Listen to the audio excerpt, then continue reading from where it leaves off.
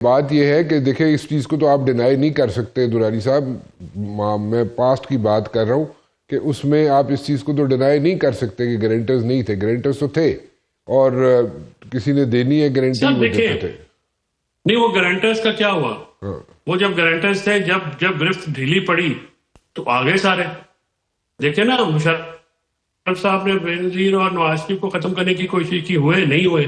پاس میں Peoples party کو زیادہ صاحب نے ختم کرنے کی کوشش کی، بھٹو صاحب کو نہیں ہوئے۔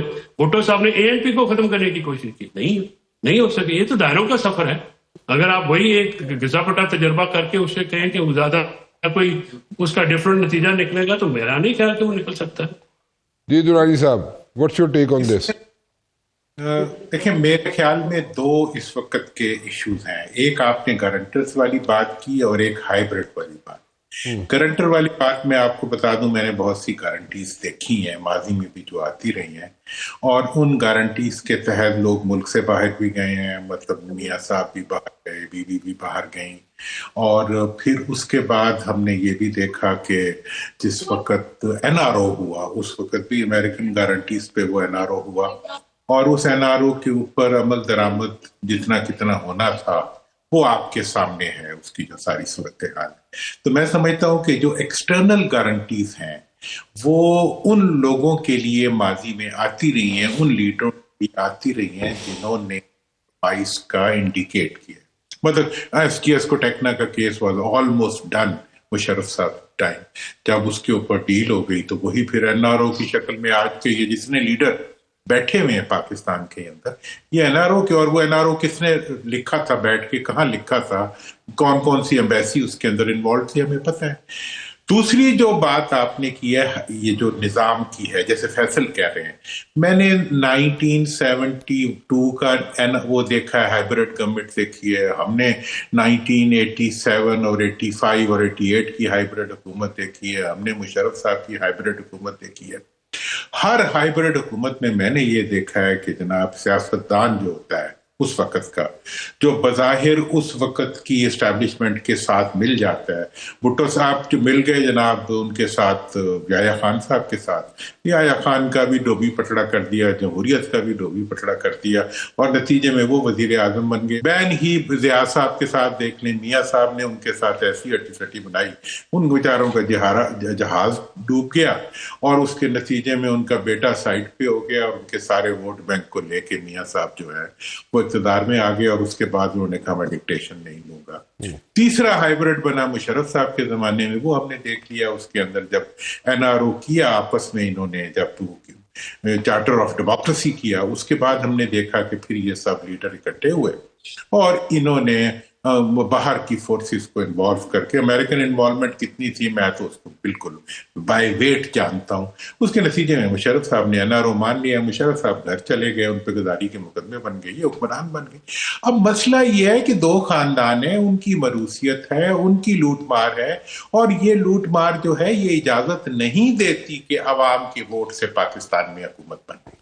اور آج بھی آج جو ہائبرڈ حکومت ہے، میں یہ اسٹیبلشمنٹ کو بتا دینا چاہتا ہوں کہ اس وقت کے جو حکمران ہیں وہ وہی کھیل کھیل رہے ہیں جو ماضی میں سیاستدان کھیلتے رہے ہیں، کہ اب لوگ تو خیر ادر وے راؤنڈ کہتے ہیں کہ جی سب کچھ ان کی مرضی کا ہو رہا ہے، لیکن میں سمجھتا ہوں کہ اس وقت جو حکمران ہیں ان کی صرف ایک خواہش ہے اور ایک ان کا ڈیزائن ہے کہ وہ اقتدار میں قائم رہیں، نمبر 1۔ نمبر 2 ان کی یہ ڈیزائن ہے کہ وہ اسٹیبلشمنٹ کو اور اپوزیشن کو، اسٹیبلشمنٹ اور عوام کو آپس میں خنجر بکف رکھیں، اور اس پریشر کے اندر جو ہے وہ اپنے آپ کو انوینسیبل بنائیں اور خود چلتے رہیں، سب کچھ کرتے رہیں، سب کچھ ہوتا رہے تو ہو رہا ہے۔ تو اس لیے یہ جو ایک سیاستدانوں کا ایک طریقہ واردات ہے کہ یہ ہائبرڈ نظام کے بیچ میں سے سب کچھ اپنے لیے نکال لیتے ہیں، مظلوم بھی خود بن جاتے ہیں۔ وہ جی ہم تو ان کے کہنے پہ، ابھی دیکھیں جتنی بھی اس وقت آپ سڑک پہ چلے جائیں تو لوگوں سے پوچھیں کہ جی کون یہ سب کچھ کرا رہے ہیں، یہ تو بس ویسے ہی بیٹھے ہوئے، یہ ویسے نہیں بیٹھے ہوئے، یہ پاکستان بیٹھے ہوئے ہیں، یہ پاکستان کی اکانومی کا بھٹا بٹھا کے بیٹھے، یہ پاکستان کی معیشت کو نہ چلنے دینے کی قیمت پہ بیٹھے ہوئے ہیں۔ کس نے بنایا ہے پاکستان میں؟ نکالے تو صحیح نا، میں تو فیصل کو پتہ ہی ہوگا کہ میں تو 12 سال سپریم کورٹ میں بیٹھا رہا ہوں اس ڈیمانڈ کے اوپر کہ ایک خط لکھ دے حکومت کہ جناب جو باہر کے بینکوں میں اکاؤنٹس ہے پاکستانیوں کی اس کی ڈیٹیل آ جائے. نہیں لکھوا سکے. انڈیا نے 8,000 بلین انڈین روپیز جو ہے وہ ریکور کر لیے ویسے ہی ایک کیس کے ذریعے. تو میں اس میں یہ آپ کو بتا دوں کہ اس وقت کا جو نظام کا سسٹم کا پورا جو ذمہ داری ہے جب تک سیاستدانوں پہ نہیں آئے گی اس وقت تک کام ٹھیک نہیں. جب آپ سیاستدانوں پہ ڈالنا شروع کر دیں گے اس کے بعد اسٹیبلشمنٹ کو بھی سمجھ آنی شروع ہو جائے گی کیونکہ وہ ان کی یہ گیم نہیں ہے. مجھے پتا ہے نا کہ وہ کتنی سیاست کو سمجھتے ہیں اور ہم کتنی سیاسی چلاکی کو سمجھتے ہیں. ہمارے حکمران سیاسی مطلب فنکار ہیں. یہ کہاں ان کا مقابلہ کر سکتے ہیں. آپ وقت کے ساتھ ساتھ دیکھ رہے ہیں ہر چیز میں ایسا پٹرا مارتے ہیں کہ بس آگے پیچھے ہو جاتے ہیں. تو لہذا ان کی جو مطلب کیا دھرا ہے اس کا پوری قوم کو آج اٹھانا پڑے. اور 24 کے الیکشن کے اندر انہوں نے جب یہ وقت عوام سے ہارے ہیں اس کے بعد یہ عوام سے اب انتقام لے رہے ہیں اور بڑے زور سے لے رہے ہیں. بالکل اس سے 100% ایگری کرتا ہوں کہ پاکستان کو اگر اکٹھا رکھنا ہے تو democracy is the way forward. اور اس وقت کا جو نظام ہے اس میں کہتا ہوں کہ اس وقت تو ون پارٹی سسٹم موجود ہے. ایک پارٹی ہے 2 فیملیز ہیں جو کہ 73 سے لے کے اب تک جو ہے مختلف شکلوں میں پاکستان کو رول کر رہی ہیں. بیڈ گورننس ان کا انتخابی نشان ہے اور لوٹ مار ان کا انتخابی پیغام ہے اور اسی کے تحت وہ چل رہی ہیں اور اسی کے تحت چلا رہی ہیں. اس لیے میں یہ سمجھتا ہوں. اور اب 2020 جو 24 کے الیکشنز تھے ان میں پہلی دفعہ عوام نے اپنا پولیٹیکل مسل جو کیا ہے اب وہ ان سے ختم نہیں ہو رہا اور یہ پوری کوشش کر رہے ہیں کہ اس مسل کو اور اس اسٹرینتھ کو جو عوام نے شو کی ہے کہ وہ اپنی مرضی کی حکومت لانا چاہتے ہیں اور وہ ان کے پیسے سے ان کے انفلوئنس سے ان کی حکومتی انفلوئنس سے مروب ہونے کے لیے تیار نہیں ہے. تو اس کا راستہ روکنے کے لیے یہ ہر حربہ اپنا رہے ہیں اور ہر حربے میں عوام تو ابھی انہیں کامیاب نہیں ہونے.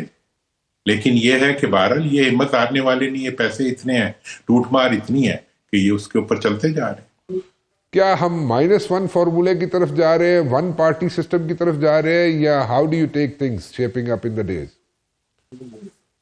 رانا صاحب ہم جہاں پہ بھی جا رہے ہیں ہم تباہی کی طرف جا رہے ہیں. دیکھیں اس طرح سے گھر نہیں چلتے جس سے ملک کو چلایا جا رہا ہے. اس ملک میں ایک بحرانی کیفیت ہے. وہ سیاست کو لے لیں, معیشت کو لے لیں, عدالت کو لے لیں, آئین کو لے لیں, گورننس کو لے لیں, ٹیررزم پہ لے لیں. ایک مسلسل بحران پہ بحران ہے اور حکومت جو ہے اس چیز کو ریئلائز نہیں کر رہی. -1 فارمولا اگر آپ پی ٹی اے کی بات کریں تو پی ٹی اے میں تو ہے ہی عمران خان صاحب. مائنس کس کو کریں گے آپ؟ اور عمران خان مائنس نہیں ہو سکتے. دس از اے پولیٹیکل ریئلٹی. آپ ان کو مائنس کرنے کی کوشش کریں گے وہ پلس ہوتے جائیں گے. ابھی تک آپ نے جتنی بھی کوششیں کی ہیں وہ سپرنگ کی طرح اتنی پاور سے واپس آئے. 1 پارٹی سسٹم ہمارے اس لیے نہیں چل سکتا کہ ہماری بہت ڈائیورسٹی ہے آل اکراس پاکستان. ہم تو مختلف بولیاں بولنے والے لوگ ہیں, مختلف کلچر کے لوگ ہیں. 4 صوبوں کے علاوہ ایک صوبے میں جو ہے وہ 5 ایکسنٹ ہیں اور پنجاب میں ہر 30 میل کے بعد بولی کا ایکسنٹ چینج ہو جاتا ہے. سو ایسی ڈائیورس سوسائٹیز کو آپ 1 پارٹی سسٹم کے تحت چائنا یا کسی اور سسٹم کی طرف تو نہیں کر سکتے. وہاں پہ تو لوگ ایک جیسے ہیں, بولی بھی ایک بولتے ہیں اور ایبسولوٹ میجورٹی کا مذہب بھی ایک ہے, کلچر بھی ایک ہے. ہمارا تو وہ ہے ہی نہیں. ہم تو بالکل ڈائیورجنٹ لوگ ہیں, مختلف لوگ ہیں. تو اس طرح سے اس چیز کو اگر کوئی چیز اکٹھا رکھ سکتی ہے ڈیموکریسی رکھ سکتی ہے. ڈیموکریسی کے علاوہ تو کوئی اور سسٹم ہے نہیں دنیا میں. انڈیا کو لے لیجیے, وہ بھی ہماری طرح ہے. امریکہ ہے, وہ بھی ہماری طرح ہے. ٹھیک ان دونوں ریاستوں کو ڈیموکریسی نے اسٹرانگ رکھا ہوا ہے اور وہی ایک فارمولا ہے. اب باقی کوئی فارمولا آپ لگانا چاہیں پاکستان میں کامیاب نہیں ہوگا.